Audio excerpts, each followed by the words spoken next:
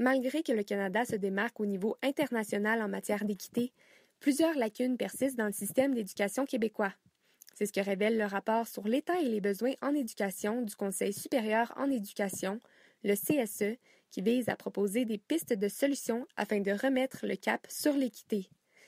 Le problème de notre système d'éducation, c'est qu'au lieu d'atténuer les inégalités sociales, il contribue à leur reproduction. Et les principales victimes de ces injustices, ce sont les écoles en milieu défavorisé. Ce sont le tiers des élèves québécois qui les fréquentent et ils n'ont pas tous accès à la même qualité d'éducation, déplore le CSE.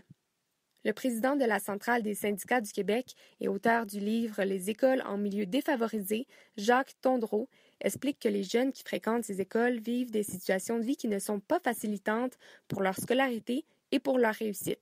Les besoins sont énormes, il n'y a pas assez de ressources et de moyens dans les écoles pour pouvoir répondre à tout ça. Et ça a un impact très important.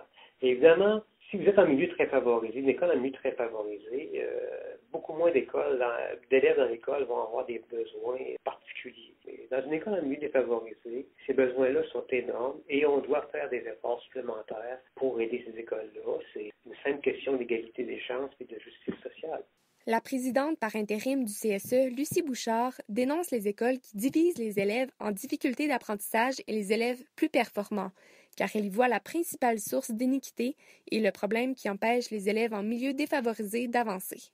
On sait que les classes mixtes, donc il y a une variété d'élèves aux profils différents. Là, on parle de profil académique, donc de réussite, au profil socioculturel, au profil socio-économique. Quand les classes ne sont pas homogènes, ça facilite la réussite. Les élèves performants ou les élèves qui apprennent facilement vont continuer à apprendre facilement. Et il y a un phénomène d'émulation qui se passe pour les élèves qui ont un peu plus de difficultés. Donc, si on retire les élèves qui apprennent plus facilement des classes et on regroupe ensemble les élèves qui ont plus de difficultés, déjà en partant, on vient de les placer dans des conditions qui sont moins favorables à l'apprentissage. En éducation, le bien commun et le bien individuel est toujours en tension. C'est la raison pour laquelle l'équilibre entre la recherche d'équité et la recherche de l'excellence est plus difficile à obtenir, pense Lucie Bouchard. Pour le conseiller de la Fédération des syndicats de l'enseignement, Alec Larose, le problème peut se régler à certaines conditions. Il y a plusieurs solutions qui passent, entre autres, par l'organisation scolaire. Mais ça prend des choix, ça prend de l'argent aussi. Il faut prendre acte de l'état de la situation. Puis des solutions, il y en a dans le fond, plusieurs différentes. Qu'est-ce qu'on peut faire pour équilibrer les groupes? Parce que ça, c'est positif pour la réussite.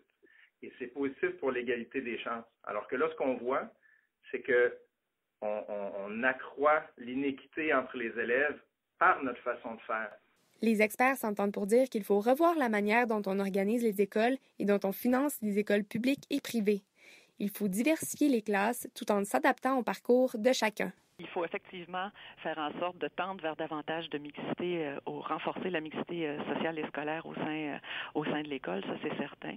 Et il faut aussi s'adapter. Dans le fond, il faut reconnaître différents types de réussite chez les enfants, chez les élèves. La mixité semble donc être une solution à adopter afin de remettre le cap sur l'équité dans notre système d'éducation. Il faut également réduire l'écart et la concurrence entre les écoles afin de redonner confiance en l'école publique. Il s'agit d'un choix de société, affirme Lucie Bouchard. Et si le gouvernement tarde à agir, le Québec pourrait perdre son avance en matière d'équité.